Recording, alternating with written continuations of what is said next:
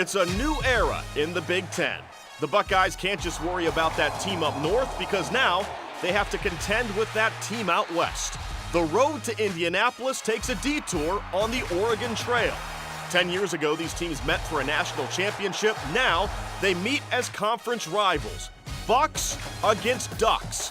The heart of the Midwest against the Kings of the Northwest. It's time to find out what this team is really made of, and our team has you covered. The Football Fever starts right now.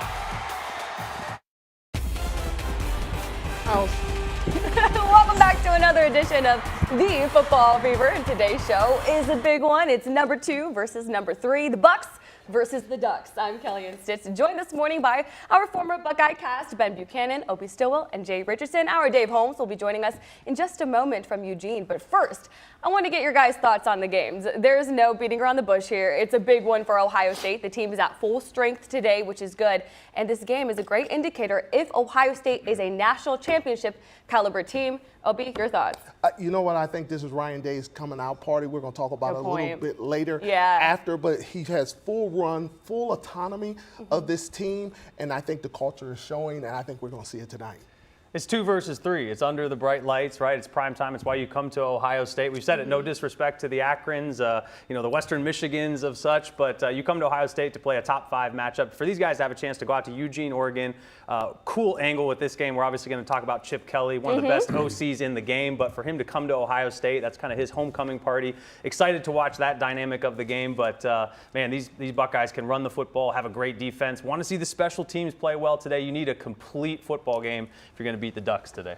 Fellas, this game will determine the power struggle in the Big Ten. Yes. Yep. You got the top dogs, Oregon, Ohio State. Everybody's wanting to know what is going to happen up front. To me, I think this is a battle of the trenches. I think Ohio State's defensive line and offensive line is far better than Oregon's. I think Oregon's got some talent in the skill positions. And we all know Dylan Gabriel, the super-duper senior, been in college football for 6 years and is in the top categories in passing yards and all that stuff. He's a lefty. It's going to be interesting to see how the Ohio State secondary takes on this challenge. And it's going to be very interesting to see who can get to this kid and get him on the ground. Ohio State has struggled with mobile quarterbacks. And I think his mobility will keep them in the football game and will keep this competitive. I think at the end of the day, Ohio State has too much going on up front and has too much talent in that receiving room. Yeah, we're going to learn a lot more about the Buckeyes tonight. And Ben, with a little bit of foreshadowing earlier, the game is also a homecoming of sorts for the Buckeyes' new OC, Chip Kelly. Kelly was head coach of Oregon from 2009 to 2012. In that time, he amassed an overall record of 46-7, led the Ducks to 3 straight Pac-12 championships, and was a 2-time Pac-12 Coach of the Year. But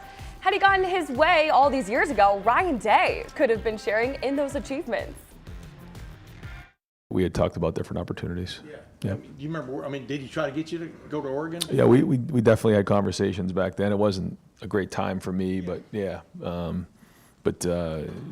just had RJ, and it was it was early in my career. I didn't want to move across the country, but yeah, we had discussions along the way.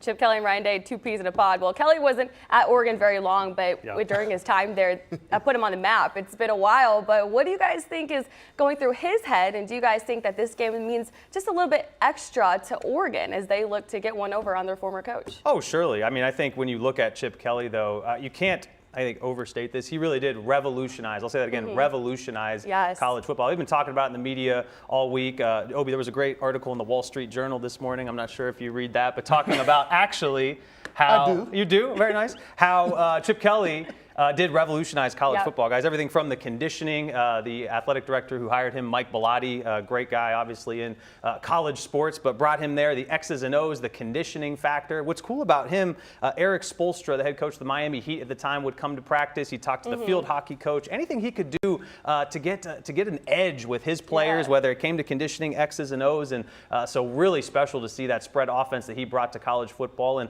a lot of people thought, man, was this a demotion? Why are you leaving the head coach at UCLA to come to Ohio State? You're leaving the C-suite for almost middle management, if you will. But for him to come coach with his guy Ryan Day, what a home run hire. And I remember early on in the year, it was his wife who was actually, or Chip was at a press conference. He said, walking around the house, his wife says, "Hey, you're smiling. What's going on?" He's like, "Hey, I'm coaching ball, right? I'm seeing the X's and O's. I'm not just, forecasting the team moving forward." So it's just exciting for him. He was the head guy at UCLA recently. For Ryan Day to get him here at Ohio State, what an exciting higher, and I'm going to be tuning into that. Yeah, that was massive, and hopefully we could see some creativity maybe from Chip Kelly today against his former Ducks. Now, it's also a meaningful game for Carlos Locklin. Ohio State's running backs coach was in the same position at Oregon just a year ago, guys, leaving it Eugene to replace Tony Alford, who of course departed for that team up north. Now, Coach Locke has done a great job with OSU's running backs. The Bucks rushed for 203 yards against a top 5 run defense at the time in Iowa, and I'm sure Oregon has changed the playbook since he's left, but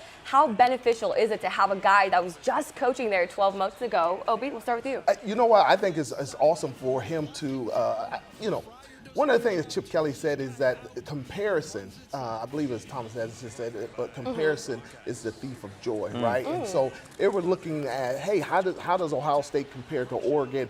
And a lot of the coaches have refrained from a lot of that. Yeah. But you know what? There's no doubt in my mind that he is itching to go into Oregon and beat these Ducks, and I think he will. I think also his absence is showing up a little bit because Oregon has struggled a little bit in their run game, and I think he wants to go in here and show how the Buckeye run game is actually flourishing because of his coaching. Under his direction. That's a good point. Now, it may not be a homecoming for our Dave Holmes, but that isn't stopping him from eagerly awaiting this top 5 matchup. He joins us live in Eugene this morning, a 3-hour time difference there, Dave. How are things going on the West Coast?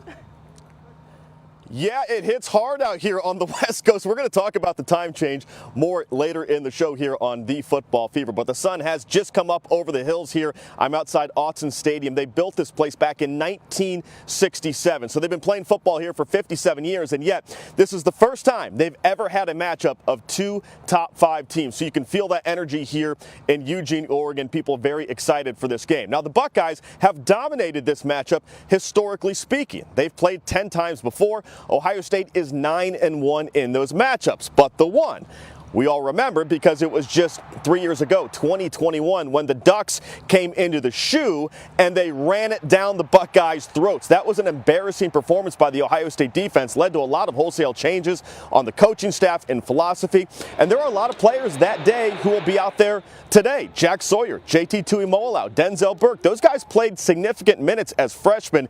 They remember that game, so there is a little bit of revenge on the line today for the Buckeyes. But really what's at stake is the road to Indianapolis. Remember, this is the new Big Ten. No longer are there divisions. Now it's just the top 2 teams go to the Big Ten title game. The winner today clearly in the driver's seat because right now if you look at the conference, you have Oregon, Ohio State, Penn State, and Indiana as the 4 unbeaten teams. We love you, Hoosiers, but we don't take you for real, not this part of the year. We're going to wait and see if they're real in November. So we assume if Penn State, Oregon, Ohio State are the 3 top contending teams. And if you look at Penn State's schedule, yes, they go on the road to USC today, but after that they host the Buckeyes, and the rest of the schedule looks very clean for the Nittany Lions. So I think Oregon and Ohio State know today the winner here controls their own destiny and is really in the driver's seat to make it to the Big Ten title game at Lucas Oil Stadium. I mentioned the history here at Autzen Stadium. 1967, this is kind of funny. If you look at it, back then, the second team to ever play in this stadium was the Ohio State Buckeyes. That day, Ohio State shut Oregon out 30-0.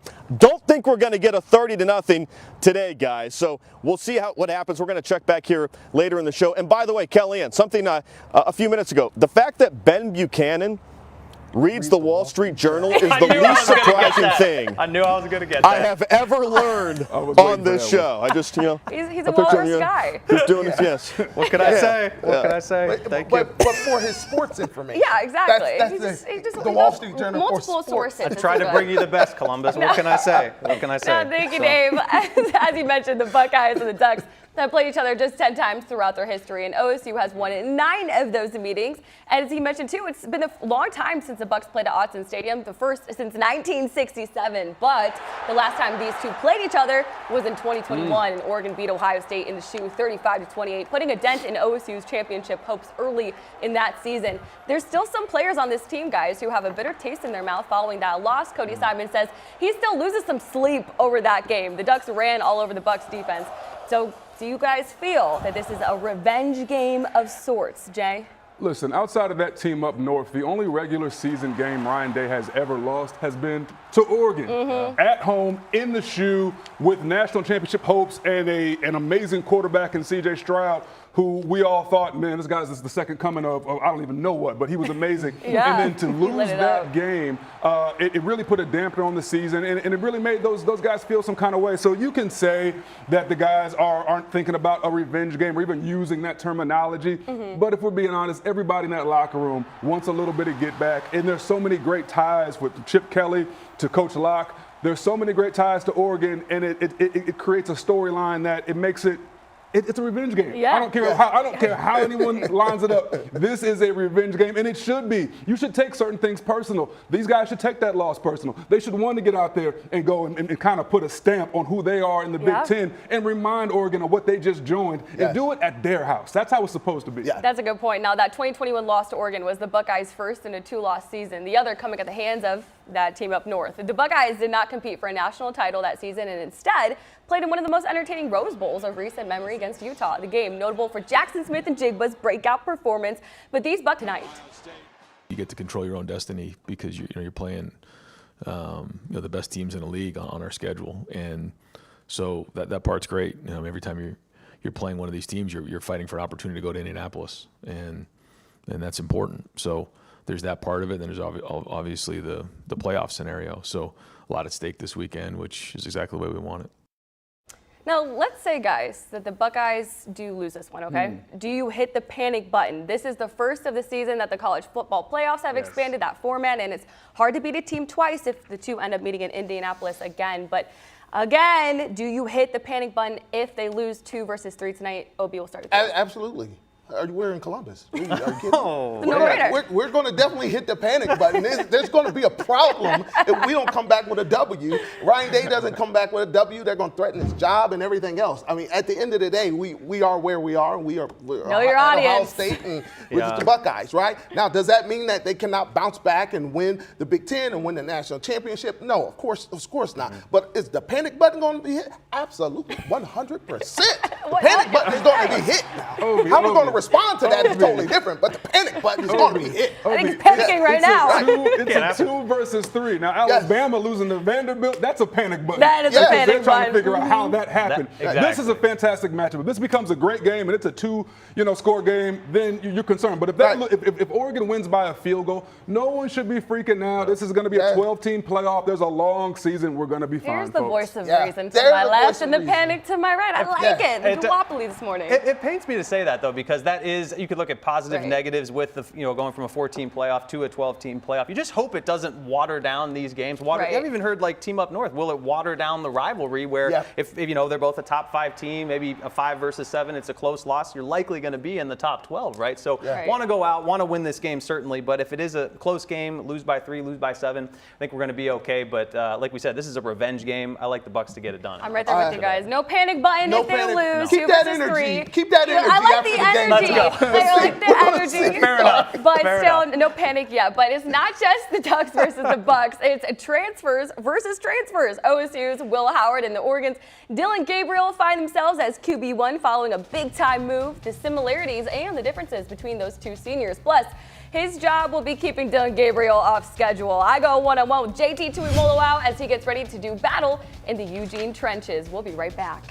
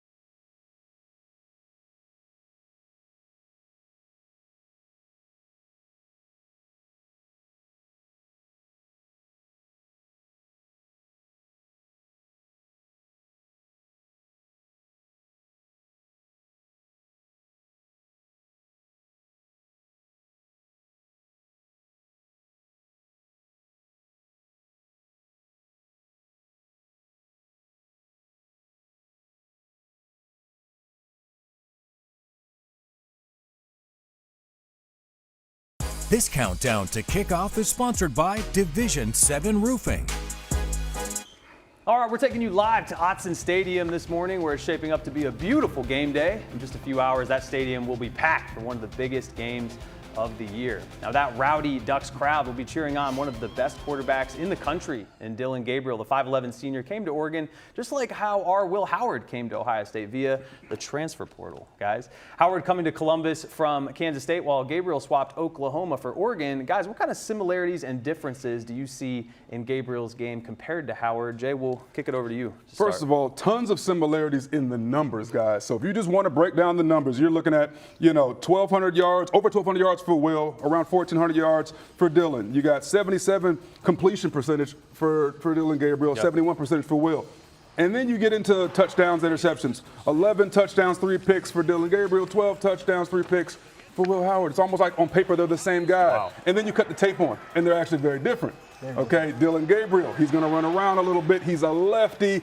He's going to keep everything right inside the numbers. A lot of short passes for Oregon, a lot of screens, a lot of things like that. Will Howard, similar, but he's big. He's physical. He can run over a middle linebacker if he needs to, and he will launch it downfield a little bit every now and again, although we want to see him put a little bit more mustard on that football when you're throwing a number 4. A lot of things that I love about both players. I just think Will Howard plays the game a little bit safer, and I think Dillon Gabriel has a little bit more gunslinger in him. Okay, got it. I like that. I like that, Jay. I think that Gabriel has the ability, or it's necessary for him to play the game a little safer in the aspects that Ohio State has a better run game than Oregon has. So it calls on Gabriel to have to make some plays. It's going to be interesting to see how Gabriel responds to the defense that Ohio State brings tonight, because it's going to be interesting. Is he going to be able to keep this game alive? Because I believe the only way he can keep it alive is through his legs. He's a very accurate passer. He's going to thread the needle. He's going to make those passes. I believe there's one game he was 41 for 49. Wow, which is extremely off the accurate. chain. That's cooking. He's extremely accurate, so it's going to put a lot of pressure on the defensive backs. Defensive backs is going to be a money game for them. It's going to be a money game for Sonny Styles. It's going to be a money game for JT Tuimoloau. It's going to be a money game for Denzel Burke. It's going to be a money game to really see what those guys are going to do. But he's an athlete. Ohio State wanted him. If I get really messy, here we go. Ohio State actually wanted Gabriel. Will Howard was willing to wait until after the Cotton Bowl. This is the word on the street. He was willing to wait till after the Cotton Bowl to see where Ryan Day settled. But Gabriel said, nah, I want to make a move now. So that's why he went ahead and made the move. And that's how we lost out on him. That's getting messy. I'm going to let you know I got messy, but that's the word on the street. That's the inside information. That's why we love him. Obi with the streets info. Let's go. All right, now Gabriel, as we've talked about, he is extremely talented. But, guys, he does have his weaknesses, just like any quarterback does. Obi, what do you see as the weak points for his game, and how do the Silver Bullets exploit it? You mentioned arm strength. Accurate passer, maybe not a deep passer. No, right? I think that's what it is. It's his arm strength. I think that's really the only knock on him. He has the intellect. He has the intelligence of the game. He can thread the needle. He can throw the ball in small spaces. He can run the ball if he has to. But he does not have that. I mean, they haven't. I don't know if they've had, and don't quote me on this, but maybe you can. I don't think they've had a big play over 30 yards. Interesting. With Oregon, and so he doesn't have that big arm strength. But I guess that's really the only knock I can say. If they're able to establish a run game, I think Gabriel would be able to show a little more of what he has in his arsenal.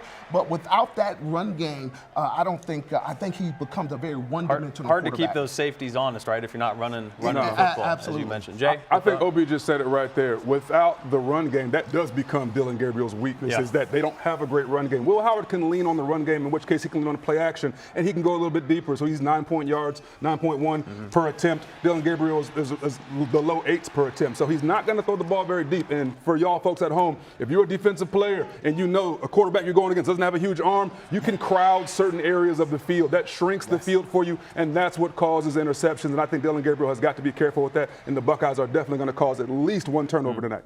Great analysis, guys, as always. Now, Ohio State will certainly need to keep Gabriel and the Ducks' offense quiet today, which means the defense needs to have another lights-out performance just like they did against Iowa. For more on one of the guys looking to do damage in the trenches tonight, let's send things over to Kellyanne.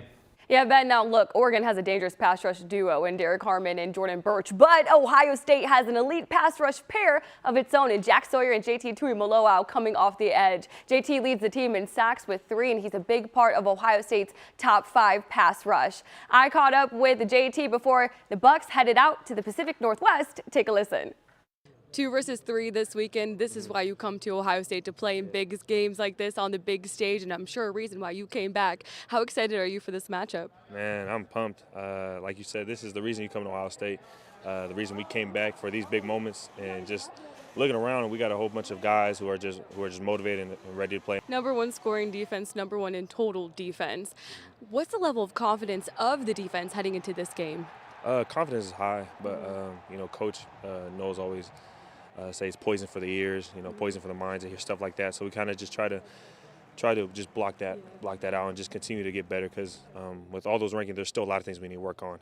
In our minds, we might feel like we're at the bottom of that ranking list because how much we hold ourselves to a certain standard. So, but we just got to continue to grow, continue to stay disciplined. Looking at Oregon's quarterback, Dylan Gabriel, he's very experienced, I believe 23 years old. He's had success at prior programs. He has a good arm, quick release. What challenges will he present you guys on Saturday? Very smart quarterback, very mobile as well.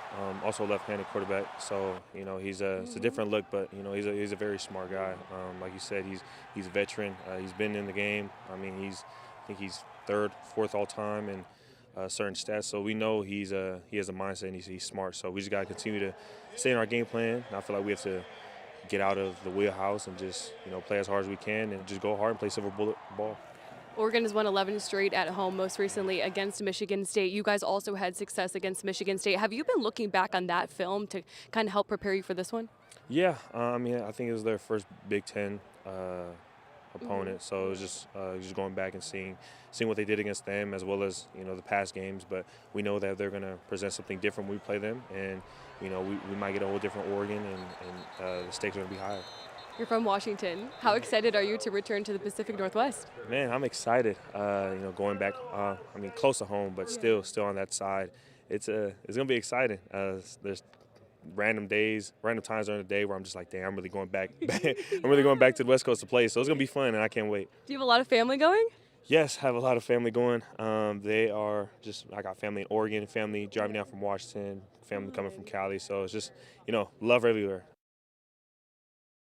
Love everywhere. JT told me that he has about 24 tickets available for his people. Ooh. Now, guys, yeah, a lot of people in the stands for him today. Now, that brings us to our Atlas Butler defensive checkup. As we mentioned earlier, the Buckeyes are not only looking for a win, they're looking to get one back against the Ducks. That loss in 2021 was, to put it plainly, just bad. CJ Stroud, right? CJ Stroud had a game throwing for over 480 yards, but Oregon's Anthony Brown and CJ Verdell made up the difference, combining for 430-plus yards of their own through the air and on the ground, cruising to a heartbreaking 35-28 victory at the Shoe, dismantling the Buckeyes' defense. That performance, though, inspired Ryan Day to make some changes defensively, starting at the top. Coming out of games like that, you learn a lot about yourself, and I knew we had something special coming out of that game with CJ. I could see it, and but I knew there were other areas that needed to get fixed, and we worked hard to try to get them addressed. All right, gentlemen, this defense has really turned the corner under Jim Knowles. They're #1 in the country for a reason, allowing just over 1,000 yards and 4 touchdowns through 5 games. But how much can this success be attributed to the guys that have bought into the culture that Ryan Day's established at Ohio State and decided to come back for one more year? You know what? This reminds me of when I was a kid, and I only had me and my friends wanted to get lunch or something like that, and I had $2 and they had $1.50. We said, oh man, we can get a meal off of that, right? Ryan Day literally went to Coach Knowles and said, hey, listen, can you keep teams under 14 points? It's like, I can run this offense, and I think we can score 40-something. Hey, let's do this together. We can do this together. He went to the AD and said, we can pull some money together. Right? Yeah, that's not too. NIL is really helping out. Exactly. But you know what? I think that Ryan Day is an offensive guru, and he's a quarterback guru. And I think through all the transition, people kind of forgot that. Yeah. Forgot what type of mindset that he had. And he just needed someone who could come in and do what Coach Knowles is doing. Now, listen, I don't necessarily, and I said this before, I don't necessarily see it as the silver bullet because the defense, the defense runs a more conservative style defense.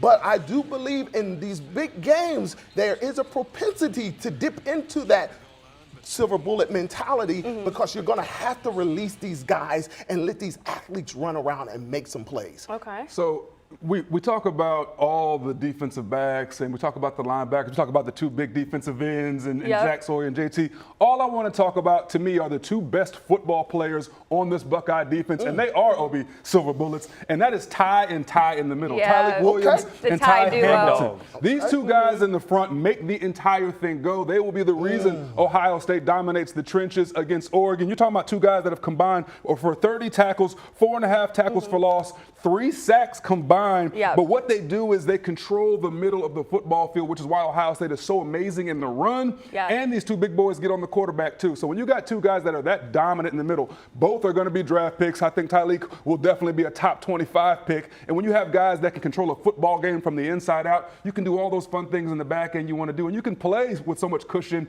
and all these different coverages that me and Obi don't always love, but it's because they have these two monsters in the front. Now, Jay, you kind of, we're doing a little bit of foreshadowing because those two are forced up the middle. Now, this unit, guys, is one of the best in the country, but we've heard all season long that there is still room to grow. Even my conversation with JT, that unit is never satisfied.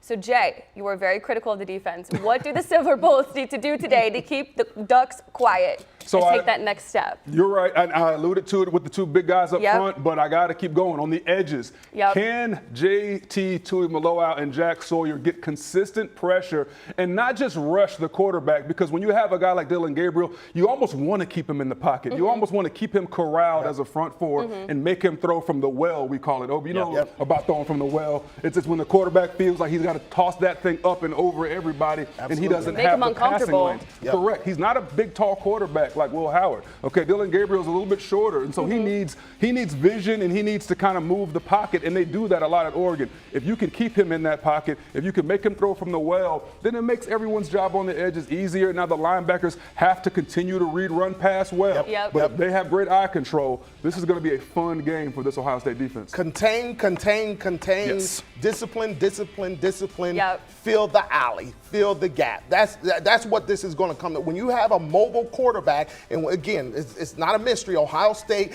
historically has been challenged with mobile quarterbacks, right? You have to make sure those edges are secured, and you have to please Coach Knowles. Release Sonny Styles. Release him. Let him just go make plays tonight. Man, again, money game tonight. I have it written down. Sonny Styles is his money game. JT Tuimoloau, money game tonight. Caleb Downs, money game tonight. Those guys right there will, if they come together and make the game what it can be, we'll be talking about first rounders. Hey, your guy, Sonny Styles, man, having a season so far too, leads the team in tackles. But we have a fun interview coming up, Jay. Listen, folks, I want to tell y'all right now, I'm excited about this one. From the Jesse Owens Memorial Stadium to the silver screen.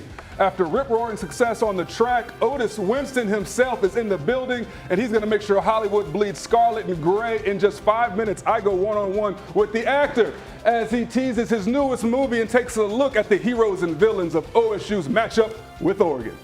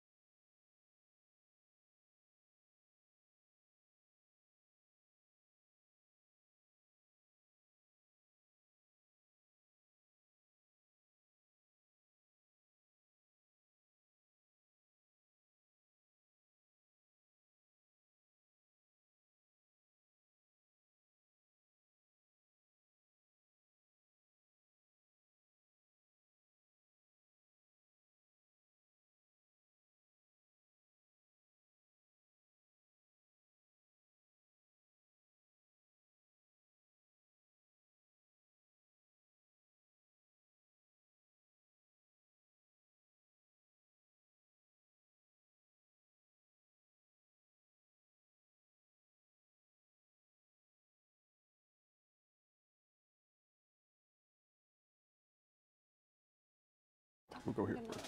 All right, now to the Football Fever Best Trivia in the Land, sponsored by Parlay Sporting Club and Kitchen. This week's question is, where did Chip Kelly coach at prior to joining the Buckeyes this season? Was it Team Up North, Oregon, or UCLA? Has a little twist there, like that. Simply scan the QR code on your screen and answer the question correctly, and you could win a $100 gift card to Parlay Sporting Club and Kitchen to enjoy some of this amazing food you're seeing right here. Jay Rich is not impressed with the question again. All right, time now for another G&J Pepsi fantastic photo of the week. This one we have here coming up is a house divided. That's right, Jack and Lily, they may live in Columbus, but that doesn't stop him from repping his hometown team behind enemy lines. The real question here is, which one will get game day bragging rights? We'll have to see. Remember to send us your photos by how you're watching our Buckeyes by going to chime in on the ABC6 app. And as always, we look forward to seeing you there. Well, one place where the house is definitely not divided is right here in our Football Fever studios. Not shocking, seeing as myself, Jay, and Obi all suited up for the Buckeyes at one point. But as we know, that love and passion for the Silver Bullets is something everyone can get into, even former track stars turned movie stars like Otis Winston. He joins Jay in studio this morning. Guys, take it away. Thank you so much, Ben. Now, folks at home, you guys know, some of you know, I'm a huge comic book nerd, been a collector for years. When they started making movies about them, I lost my mind, and I had the opportunity to get one of my big bros to come in here and talk about his experience on the set as an actor with Venom. Okay, this is the coolest thing in the world to me. This is Otis Winston, not just an actor. This guy is also a two-sport athlete at Ohio State. You're talking about basketball, you're talking about track, and a captain on those teams. Tell me first, before we get into all of your sports, I want to know, what was it like creating this movie Venom, being on set with some of these amazing actors like Tom Hardy, like Andy Serkis, who was from Lord of the Rings and Black Panther, and now enter you, and you get to help bring this to life. Just explain all that to us. It was amazing to be able to say that I'm one of 3 actors that have been in all 3 Venoms. Venom 1, Let There Be Carnage, Venom 2, and now Venom: The Last Dance. It was amazing. And be able to sit and talk with Tom in the last one, and to be directed by Andy Serkis during Venom, Let There Be Carnage. It's been amazing, man. God is good, man. I'm just glad to be a part of it, man. To be in this industry, no agent, no manager, and be in all 3 of these Marvel films. Man, that's just no agent. You like Lamar Jackson. So as we're just seeing some of these clips of the film, what was that like? I mean, at different points, you're actually morphing into Venom himself with the CGI and all that. What was the makeup? What was that process like? It was amazing, man, to be able to get a kid from Youngstown, Ohio, the projects, and then now I'm on the silver screen, and I can say I actually morphed into Venom. That's crazy, man. That's stuff that movies are made of. Yes. You know, so it's been one of my lifetime favorite moments so far. And I'm just excited for it, man. And when you guys see this new one, is it crazy? Oh my gosh, bro. Okay, so listen, we talking some movie magic. Let's talk some football magic, okay? All right. I like storylines. Okay. Obi loves storylines. All right. So who are some of the heroes and who are some of the villains of this Oregon-Ohio State matchup? Who needs to be the anti-hero, Venom-esque defensive or offensive player for Ohio State to take out the villain tonight for Oregon? Well, defensively, I got to stay with Sonny Styles. Okay. I think it's his really coming out party.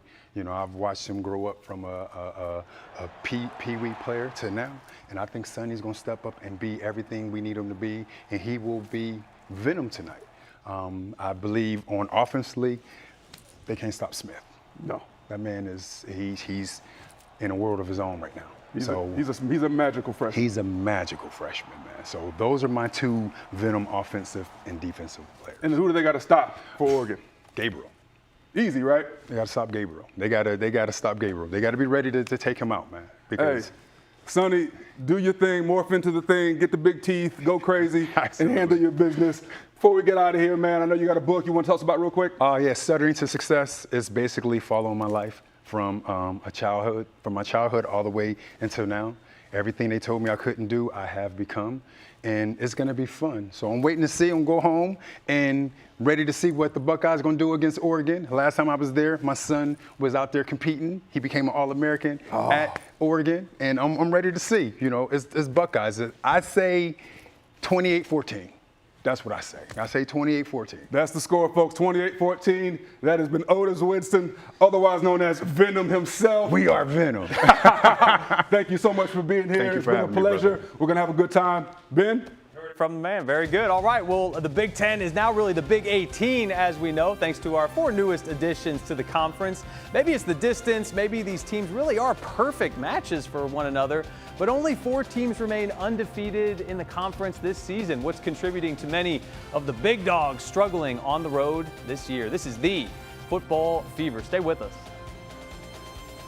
Plus, the Bucks and Ducks are both wearing slick alternate uniforms for this top 5 showdown tonight. Coming up next on the Football Fever, we're going to break down some of the best uniforms in college football.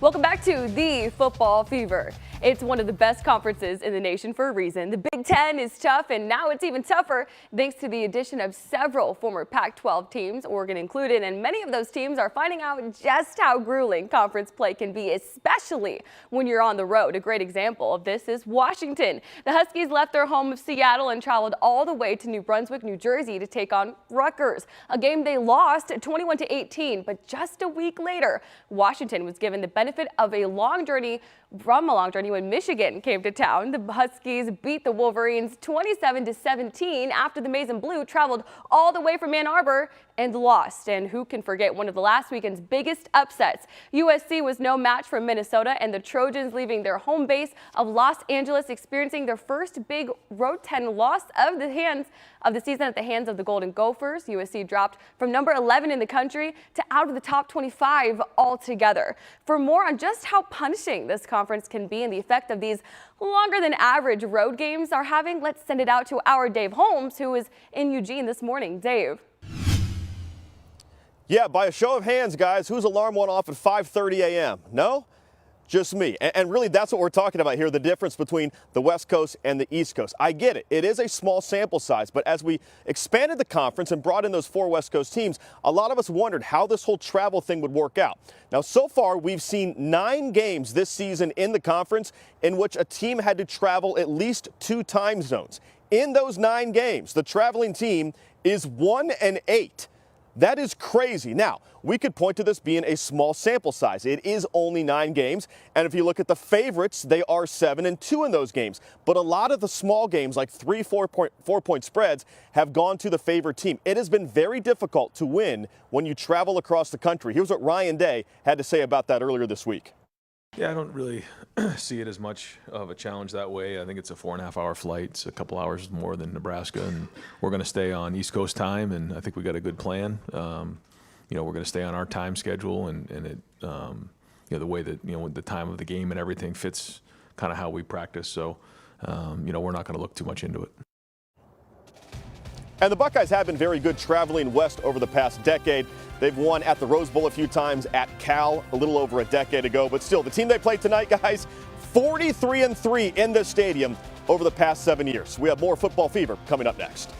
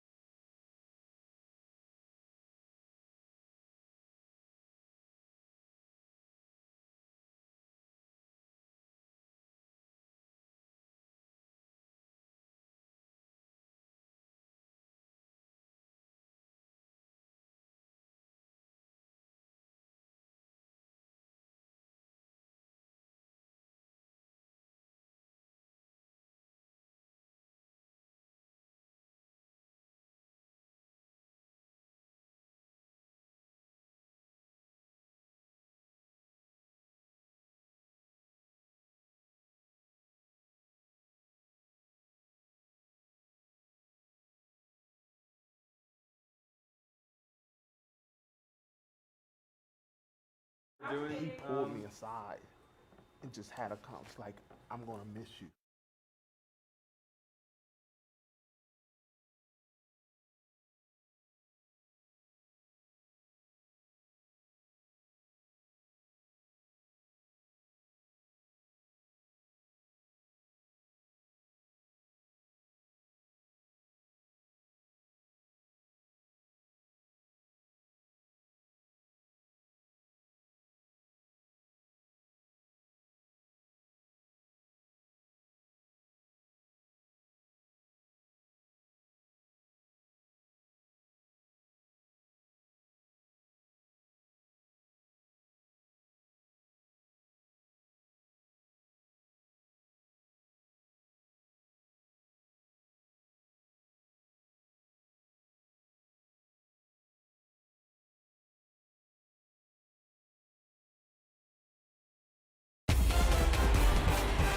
The traditional side of me says they've got this really cool old school look. The other side of me says they look like they're playing in Fruit of the Looms out there. So, I mean, where do we come down on Penn State? Trash. Penn State uniforms were so bad. And Yeah, that was Beanie Wells, my guest this week on the Buckeye Fever podcast. We broke down the fashion. Tonight, Oregon's going to rock the all-black. Ohio State's going to go with the white top, white bottom. Two very slick looks on the field tonight. My favorite look, guys, I love Notre Dame's gold helmet. I love it a lot, but my overall favorite college football uniform, North Carolina. I mean, if you ask the people in Chapel Hill, they say God must be a Tar Heel fan because he painted the sky Carolina blue. Something about that color, the NC. That's my pick for favorite college football uniform. How about you? That's a good Looking Photoshop. good there, Dave. Like a UNC quarterback. I like it. Do. All right, thanks, Dave. So, guys, who do you think is the best jerseys in college football? I'm going to start. Great minds think alike. Me and Dave can't go wrong with that Carolina blue, like a good teammate. Look at us back there, like a good teammate, right? Hey, that Carolina blue is so. I know, right? The Pantone 54T. I'll spare you the hex color code, but it pops. It's so pretty. My favorite color is blue, and that blue in particular, just a nice look. Very nice. Carolina blue. How about you, Ben? You guys look good there. I mean, know, Dave's don't we? clearing the field for Oh, wow! That's back in my little spike hair days right there. Is that Arch Manning, Ben Buchanan right there? That? I like it. How I gotta much go hair gel Texas, did that guys. take? Well, it's The body looks so big. well, yeah, you know, it's the burnt orange, it's the He's a hook 'em horns punter. for me. One of the Quarterback, classic you know? college football uniforms. I remember growing up playing the video games. You know, before I learned about the teams, I just liked the hook 'em horns. I like the all whites personally, but that burnt orange, that's pretty nice tradition Ben, I as thought well. you were going to go scarlet and gray traditionally. They say I can't be too much of a homer on this show. I'm trying to work on it. So I went with Texas. Here we go. Obi. You know what? Get a little Zeke I don't want to face that dude right there. Precious. Dang. Yes, and that was just taken yesterday, actually. But I'm going with Notre Dame, man. I love that green. Nice. It just pops with the gold helmets. Obviously, I wanted to go with the blackout for Ohio State, but right here, Notre Dame, man, that green, I love it. Plus, I went to Madison, Ram Pride, Mansfield, Ohio. You know, I grew up with green, man. So yes, You keep in nice look. good shape, Obi. Thank you, man. Man. Drop the workout routine. Let's My go. goodness. Doing P90X or something. All right, folks, you know where I'm going with this. There we Come go. on, man. You know where I'm going. Listen, Whoa. years ago when I played for Ohio State, we didn't have any of these cool alternate jerseys. There was no, we couldn't even wear black socks. Like there were strict rules on what you could wear. And then all of a sudden one night I cut on the TV and these boys got on the all blackout jerseys with the gold, with the scarlet numbers. And I thought to myself, I came to Ohio State too early because that is beautiful and I would have loved to have worn it. And how can you go wrong with this? Look at Jay's admiring himself right now to see what he looked like in the all-black uniforms. Right now, you can't see it, but he's locked in on this image. Killed it. Yes, best uniforms in the history of sports. And of course, Ohio State's rocking the all icy white today. That will clean when the lights come on in Eugene. Now, coming up, there's a lot more to get to. We'll be right back on the Football Fever.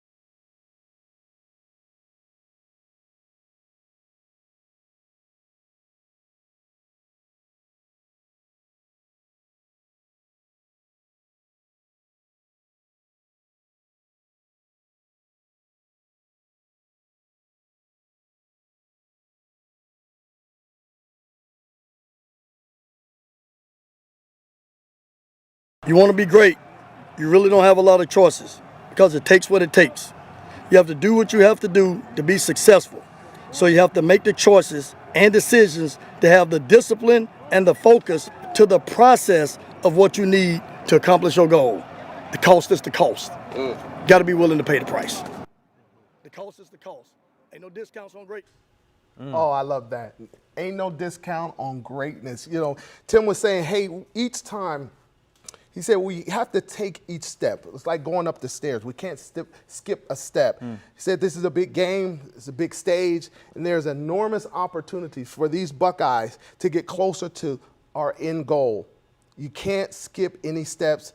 You have to go to it to get through it. So this Buckeye mindset thing is, I'm loving it. And these guys are really going to need to lean on a lot of that to make sure that they stay focused, stay locked in. I don't think the atmosphere in the stadium is going to throw them off or anything like that. But being locked in, that brother to brother, they know that love, that relationship that you get in that locker room and how you walk out of that locker room is how you're going to perform on that field. So I'm looking forward to it. When talent is equated, oftentimes it's that mental focus, right? That mental edge that can put you over the top. So good stuff, man. That's awesome. All right, lots more to come here on the Football Fever marquee matchup coming up: the Bucks versus the Ducks. Stay with us.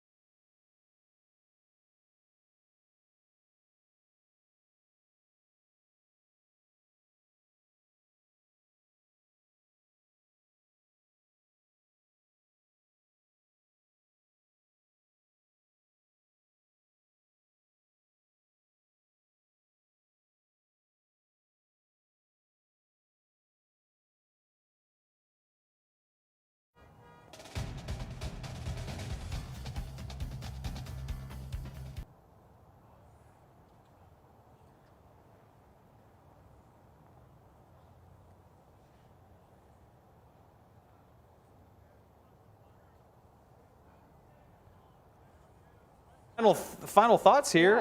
Obi, let's start with you, man. You know what? Kind of going back to the mindset. You know, I got my mental wellness stuff on here, man. I think it's the mindset of the Buckeyes going into this game, locked in, focused, containment, discipline, all that good stuff. I think the Buckeyes can actually come out with it. Keys to a win today: run the ball, dominate the line of scrimmage, and force some turnovers. I like it. I think we all saw The Last Dance on Netflix, and every time MJ said, so I took that personally. Buckeyes, take this personally, man. They beat your you-know-what in your house. You got to go do it to them. It's only fair. I like what she just said. Run the football. Lean on what your strengths are. And defense, it's time to really make some action happen. Welcome to the Big Ten. It's all about physicality in this game. I like the Bucks over the Ducks. I'm saying 28-14. Baby. We're doing predictions now. I like a nice, strong win here. All right. That'll do it for us here on the Football Fever. The Bucks and Ducks kick off at 7:30 tonight over on NBC. Unfortunately, there is no post-game show tonight. Next week is a Buckeye bye week as well. That means we'll see you 2 Saturdays from now when Ohio State gets ready to take on Nebraska. Until then, for the entire Football Fever team, I'm Ben Buchanan. Good night.